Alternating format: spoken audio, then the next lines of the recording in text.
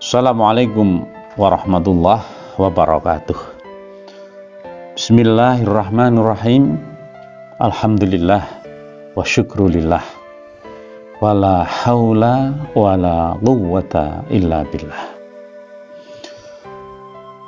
Saudara-saudara sebangsa setanah air, terutama pada para kru Forkut Secang, Kabupaten Magelang, Indonesia.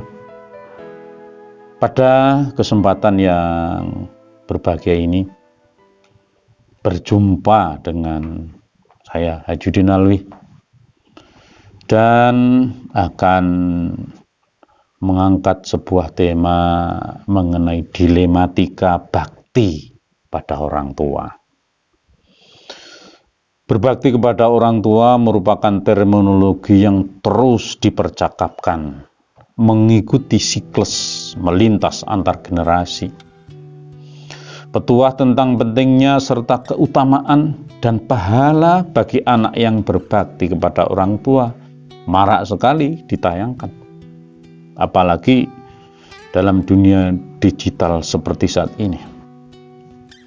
Ulama terkenal Agim sepanjang tayangan menyampaikan nasihat dengan terisak-isak, setengah menangis memilukan, karena himbauannya sungguh sangat menekankan kepada anak-anak yang masih memiliki orang tua, jangan sampai menyesal tatkala orang tua telah tiada.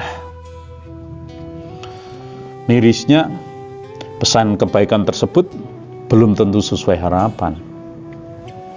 Masih sering terdengar terulangnya kisah si Malim Kundang, anak durhaka. Ada anak yang tega menuntut orang tuanya ke meja hijau.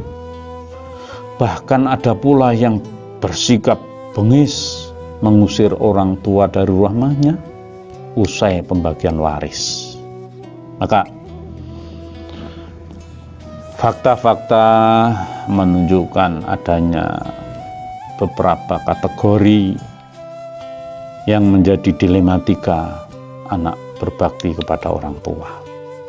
Yang pertama, peraih untung berlipat.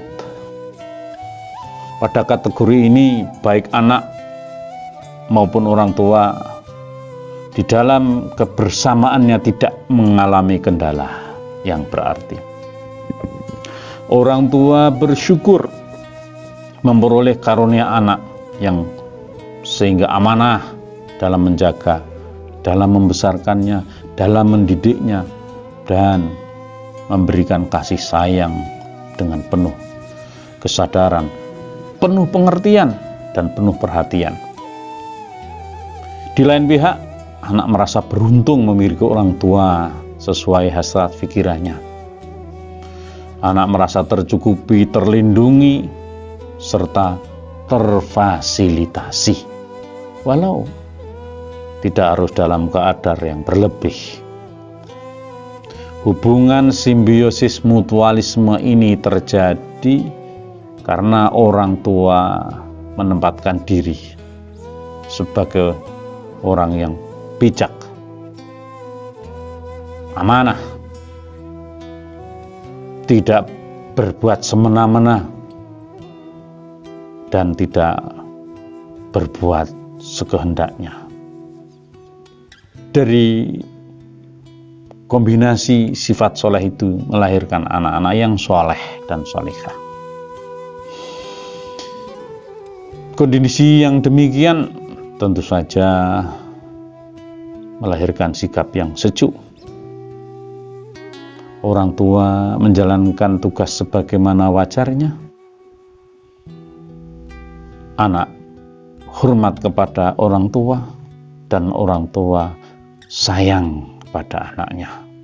Maka Secara alami anak-anak yang demikian pada saatnya ketika orang tuanya sudah semakin tua, mereka juga akan berbakti.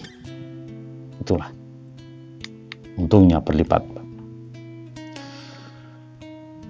Banyak kisah sukses dari para tokoh, para pejabat, para pebisnis, pengusaha, bahkan artis yang kesuksesannya berlipat ganda. Karena apa? Karena baktinya kepada orang tua. Seiring dengan hal tersebut, orang tua juga terangkat martabatnya. Apalagi kalau dikaitkan dengan perintah Allah dan Nabi Muhammad SAW, maka anak yang berbakti demikian kepada orang tuanya itu memperoleh keuntungan tiada tara yang akan diraihnya kelak kemudian hari. Saudara, pernah ada suatu contoh nyata ketika saya bertanya kepada orang tersebut mengapa saudara berpisah dengan keluarganya, yang keluarganya berada di Kalimantan. Dia kemudian berhenti mengundurkan diri dari pekerjaannya, kembali ke Jawa untuk merawat orang tuanya. Luar biasa. Pagi, siang, sore, malam full penuh berbakti. Apapun dijalankan untuk orang tuanya. Tanpa alasan, tanpa sebab, tanpa harapan, tapi alamiah. Dan ketika mendengar kisah itu, sungguh bisa meneteskan air mata.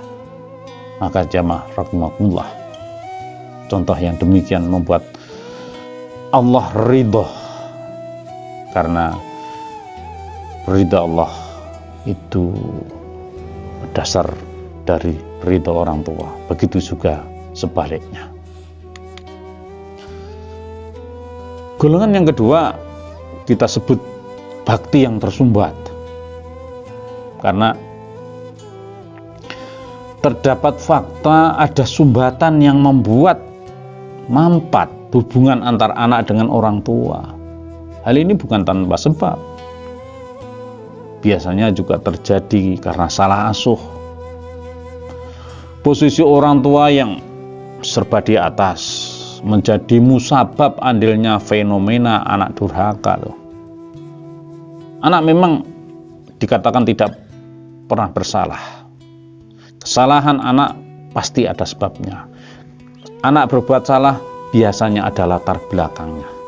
Oleh karena itu, orang tua yang tidak menempatkan diri sebagai orang tua merasa serba berjasa sebagai pemberi uang, sumber dari segala sumber kehidupan. Bahkan seorang ibu tega mengatakan menyusui, memberikan makan. Akhirnya tanpa terasa hari-harinya orang tua bersikap arogan. Bahkan atas nama mendidik untuk kebaikan sering ditampilkan dengan cara-cara yang tidak edukatif. Tuduhan sebagai anak nakal yang ringan diucapkan oleh, mohon maaf, para orang tua. Ringan tangan dianggap sebagai hal wajar. Hal ini jelas kontraproduktif dan sama sekali tidak masuk akal. Bahkan atas nama etika, orang tua sering melakukan tipu-tipu dengan berkata bohong. Seorang anak ketika berada di ruang tamu, ada tamu, lalu anak tersebut minta hidangan pada ibunya. Dia mengatakan jangan, di belakang ada. Tapi ketika anak ke belakang, bu tidak ada. Akhirnya apa yang terjadi? Anak kena marah. Ini sebuah cara orang tua yang tidak tepat dalam mendidik anak. Nah, orang tua juga kadang-kadang lupa bahwa anak memiliki potensi bawaan yang hebat. Dia memiliki daya rekam luar biasa. Padahal memori di masa kecil sulit dihapus dan selalu melekat kuat terbawa sampai masa dewasa. Bagi anak yang kemudian sadar, tidak berdampak berarti. Tetapi bagi anak yang sensitif, dapat menjadi nilai titik. Pada saatnya dapat merusak susu sebelanga. Anak bisa tumbuh menjadi pendendam, termasuk kepada orang tua. Perlakuan-perlakuan kasar ketika kecil sulit dihapus dan terbawa sampai dewasa. Sehingga jangan heran ketika dia menjadi tumbuh dewasa, orang tuanya sudah semakin tua. Tapi apa yang terjadi? Kadang anak lalu enggan berbakti. Maka saudara-saudara sekalian, orang tua juga harus menyadari bahwa hidup orang tua dan anak itu selalu berada pada posisi kontroversi karena berada dalam zaman yang berbeda. Anak pada zaman dahulu tidak pernah memegang handphone. Anak sekarang wajib, harus, kebutuhan handphone. Nah, kalau orang tua tidak bijaksana, maka akhirnya yang terjadi kekacauan dalam rumah tangga. Oleh karena itu, sudah semestinya anak tidak dipaksa, tetapi harus ada kompromi, kerjasama, kesepakatan dalam menghadapi setiap perbedaan. Oleh karena itu, saudara, sumbatan-sumbatan ini baik bagi orang tua maupun bagi anak hendaknya untuk dicari jalan keluar. Adakan sebuah renungan, kajian, komunikasi, sehingga bagi anak yang ingin berbakti kepada orang tua akhirnya menjadi sadar. Orang tua yang barangkali pada masa lalu merasa berbuat kesalahan, hendaknya juga harus memberikan introspeksi. Ketika sumbatan sudah bisa diatasi, insya Allah ada sebuah hal, sebuah keajaiban yang akan terjadi. Yang ketiga, saudara sekalian, kita namakan bakti yang terhambat. Kenyataan menunjukkan bahwa ada anak yang taat berbakti pada ayah bundanya. Tapi seiring makin tua, orang tua menjadi serba sulit untuk dibekteni. Faktornya bukan pada anak, tetapi pada orang tua. Kalau kriteria yang kedua itu faktornya dari orang tua, tapi yang ketiga ini dari anak. Anak ingin, tetapi orang tua menjadi lebih sulit diatur. Barangkali juga mengingat kejayaan masa lalu, dan anak meskipun sudah jadi orang tua biasanya tetap dianggap anak, sehingga orang tua demikian sulit dinasihati, diberi penjelasan sulit, selalu saja mementahkan, mengatakan, mengatur, dan seterusnya. Dan itulah yang akhirnya membuat persepsi menjadi berbeda. Apabila anak dan menantu tidak satu pemahaman, bisa jadi timbul percekcokan yang mengakibatkan ketegangan.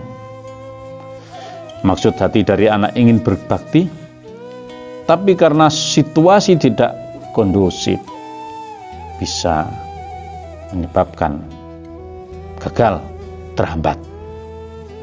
Memang anak yang ingin berbakti tersebut hendaknya menyadari bahwa kondisi kejiwaan orang tua itu labil. Kondisi fisik yang makin merapuh membuat perasaannya menjadi sensitif, gampang tersinggung. Oleh karena itu, pada kategori yang demikian diharapkan anak memiliki semangat yang membaca agar kebaikannya tak terputus di tengah jalan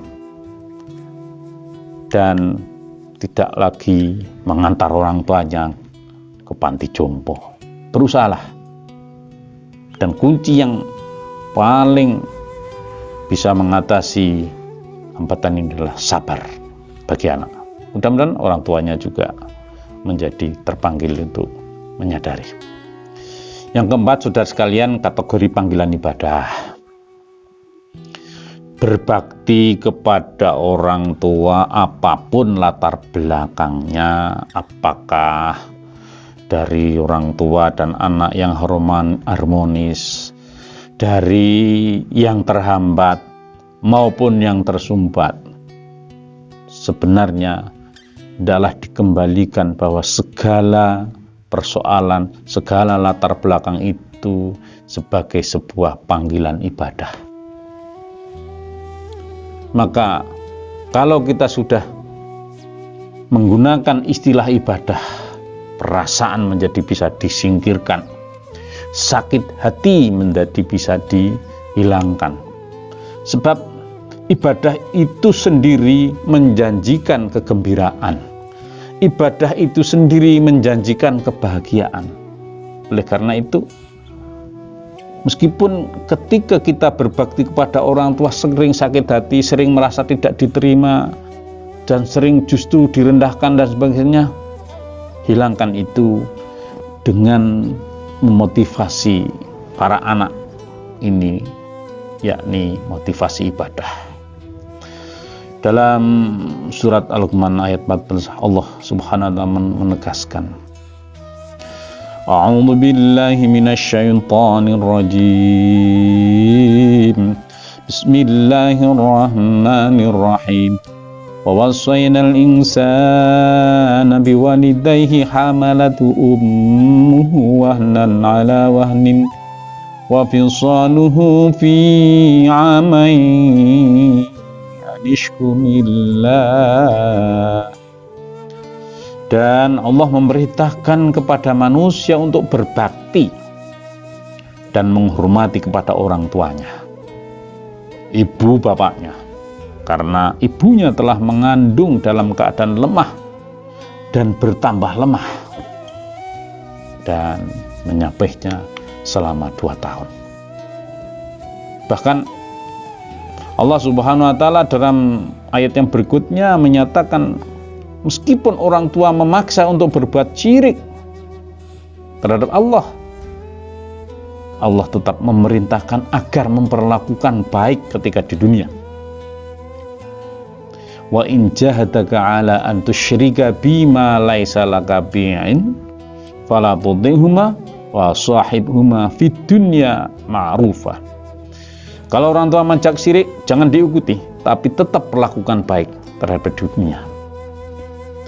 Dengan berlandaskan prinsip demikian, maka saudara sekalian, berbakti kepada orang tua adalah peluang emas, kesempatan yang tidak akan pernah terulang 2 kali ketika orang tua sudah dipanggil kembali oleh Allah Subhanahu wa taala. Ibadah. Dan seorang ustadz menyatakan, jalan mudah untuk menuju surga adalah berbakti kepada orang tua. Apabila kita berposisi sebagai orang tua, sayanglah kepada anak, agar anak pada saatnya juga berbakti kepada orang tua. Maka saudara sekalian, mudah-mudahan ketika kita masih punya orang tua, bisa sepenuhnya berbakti, menghindarkan perasaan-perasaan yang menghambat, yang menumbat. Dan ketika orang tua sudah meninggal dunia, lakukanlah berdoa, bersedekahlah atas nama mereka. Mudah-mudahan amal kita diterima oleh Allah Subhanahu wa taala. Dan bakti kepada orang tua merupakan konsep yang diutamakan kita sebagai anak. Mudah-mudahan menjadi bahan perenungan dan kajian terhadap diri kita masing-masing yang berguna, membawa kita kepada kebaikan di masa mendatang.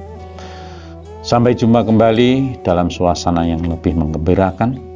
Akhirul kalam, billahi taufiq wal hidayah. Assalamualaikum warahmatullahi wabarakatuh.